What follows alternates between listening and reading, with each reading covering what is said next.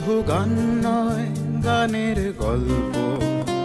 সে ডানা মেলে উড়ে যায় অল্প অল্প একদিন, প্রতিদিন একদিন প্রতিদিন।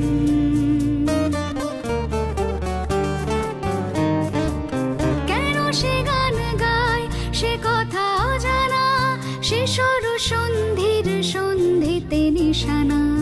কেন সে গান গায় সে কথা অজানা, সে সর সন্ধির সন্ধিতে নিশানা। সে কাকে ডাকে কে মনে রাখে, আলো ছায়া মাখা হারানো দিন।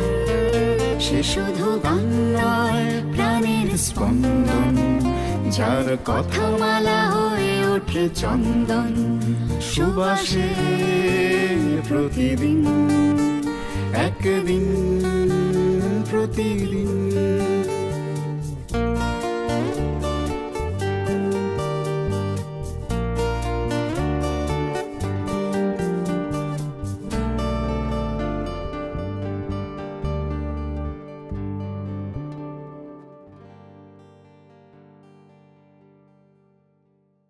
তারপর এই যে তোমার রিয়েলাইজেশনটা, এটা বহুদিন পর শুনতে পেলাম, এবং এই যে টেকনিক্যাল সাইড অফ মিউজিক যেটা নিয়ে বলা, যে এবং এই যে কর্ড ফিল করে গান গাওয়া আমরা বলি, যেটা অবশ্যই তার জনক সলিল চৌধুরী এবং কিন্তু অন্যান্য কম্পোজাররাও তারা যেসব গান করছেন। আমি সন্ধ্যা মুখোপাধ্যায়ের একটি গান, ধরো তুমি না হয় রহিলে বাঁচে, এই গানটা যখন শুরু হচ্ছে সিনেমাতে দেখছি, গানটার আগে কোনো মিউজিক নেই, জাস্ট একটা অর্গানের একটা সেই একটা ফেডিং করে একটা কর্ড ঢুকলো, আর উনি ওই পিন পয়েন্টে গানটা আরম্ভ করলেন শুরু থেকে শেষ অবধি।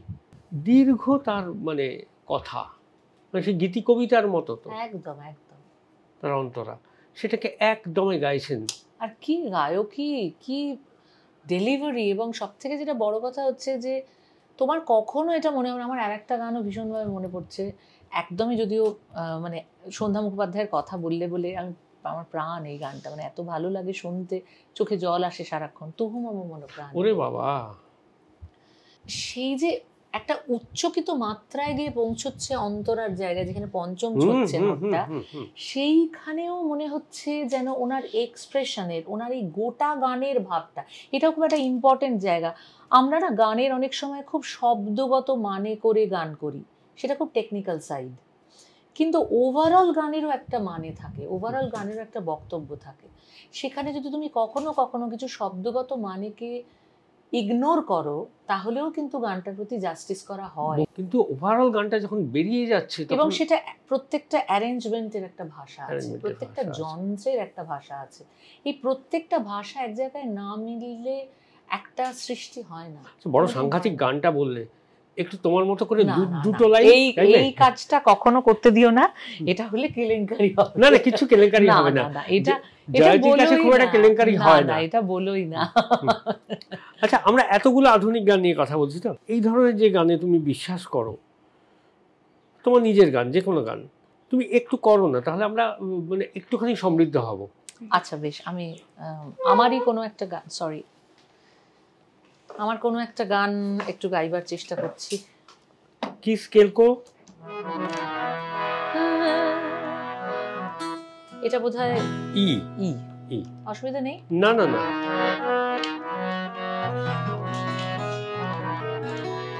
একটুখানি গৌতম ঘোষালের কথা সুর একটা গান, ভারী মিষ্টি গান। আচ্ছা, প্রেমের গান, একটা প্রেমের গানই বলবো, কারণ কি ভালো কম্পোজ করেছিল গৌতম দা, তো নিজে দারুণ গুড মেলোডি মেকার গৌতম দা, দারুণ। তোমাকে বলবো কিছু না বলা কথা, আকাশ পাতাল ভেঙে কেটে গেল সারা জীবন। তোমাকে বলবো কিছু না বলা কথা, আকাশ পাতাল ভেঙে কেটে গেল সারা দিন। প্রতিদিন সব দিন যাবে কি এমন, প্রতিদিন সব দিন যাবে কি এমন। জলের গভীরে শিরে ডুবে থাকে যেমন ডুবে থাকে মন, জলের গভীরে শিরে ডুবে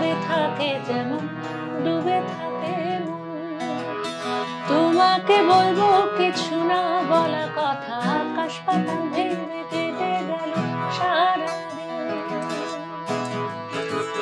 তোমাকে বলবো কিছু না বলা কথা, আকাশ পাতাল ভেবে কেটে গেল সারাদিন। হায় হায়, অপূর্ব। কি সুন্দর একটা মেজর মাইনর লাগিয়েছে ওইখানটা, একটা কোন গানটা লাগাচ্ছে, অপূর্ব। গানটার পুরো খোলতাইটা ওইখানে তৈরি হচ্ছে, অপূর্ব।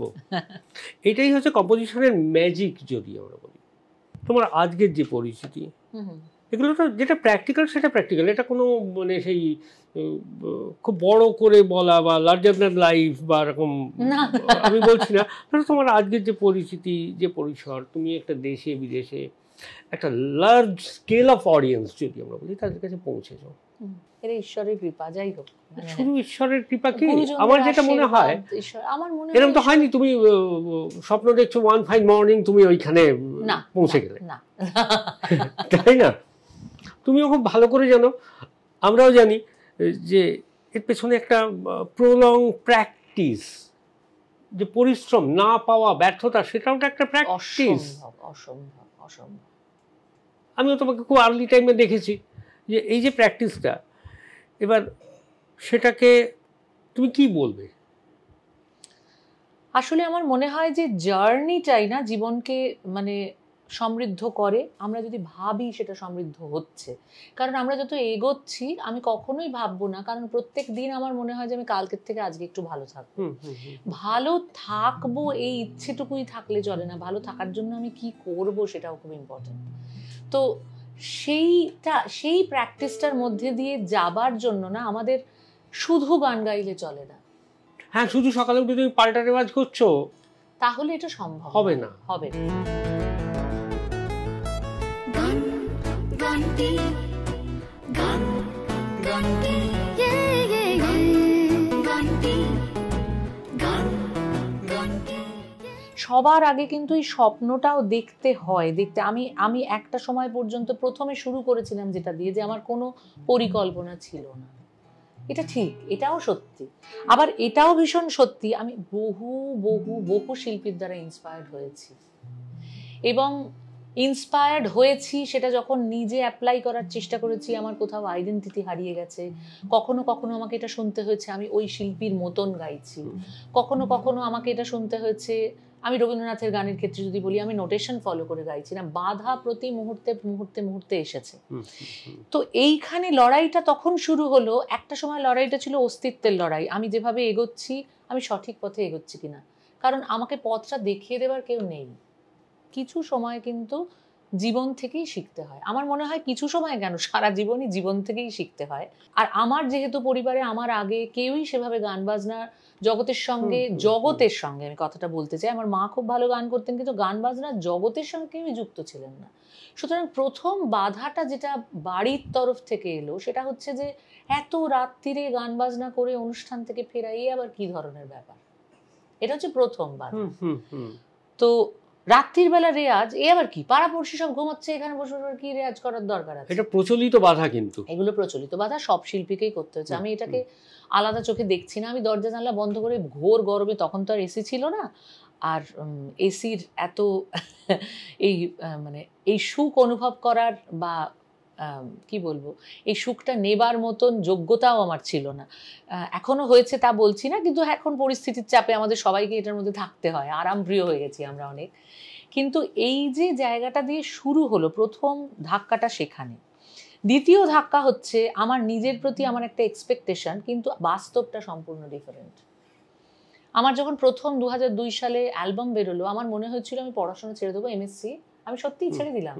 আমি এমএসসি কমপ্লিট করলাম না, আমি ছেড়ে দিলাম, এবং আমি ভাবলাম আমার অ্যালবাম বেরোবে সুপার ডুপার হিট। কারণ আমি মনে করছি রেকর্ডিং স্টুডিওতে যে কজন আছে এবং যারা বাজিয়েছেন তারা প্রত্যেকে আমাকে প্রেজ করছেন। 15 জন লোক, 18 জন লোক, এর বেশি কেউ না। 18 জন আমার ভবিষ্যৎ নির্ধারণ করে দেবেন, এটাই আমি ভেবেছিলাম। মুখ থুবড়ে পড়লাম, কারণ আসলে সত্যিটা তা হলো না, বাস্তবটা তা হলো না। এর পরবর্তী যে সময় যেতে গেলাম, তখন আমাকে সম্মুখীন হতে হলো আমি তো ওর মতন গাইছি, ওকে নকল করছি না। সেই পড়াটা কি তোমাদের জেদ বাড়ালো? অবশ্যই জেদ বাড়ালো।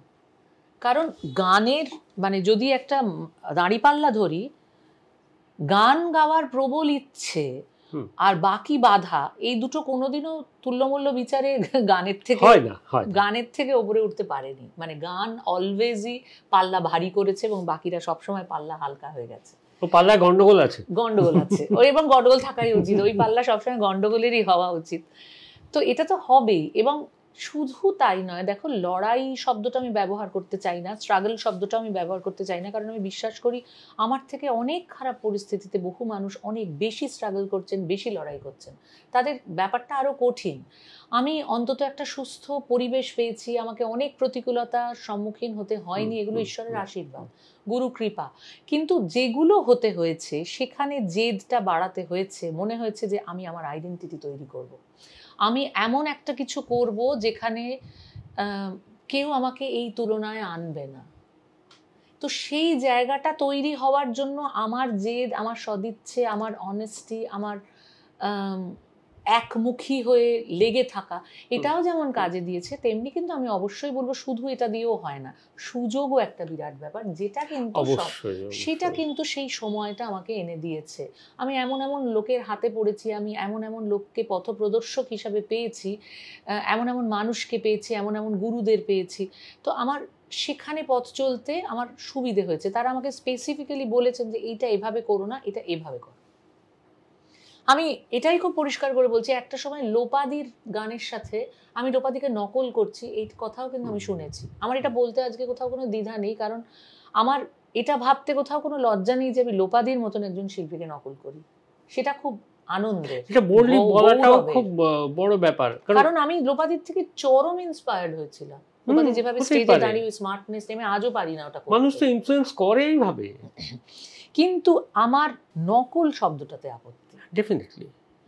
তো আমার ওই আপত্তিটার থেকে আমাকে বেরোতে গিয়ে আমাকে অন্য গান শুনতে হয়েছে। আমি শ্রীকান্ত দার গানের দ্বারা সাংঘাতিকভাবে অনুপ্রাণিত হওয়া শুরু করলাম, মানে হলাম। সেটা রবীন্দ্রনাথের গানের পথ ধরেই আধুনিক গানের মধ্যে, সমস্ত গানের মধ্যে ছড়িয়ে পড়লো।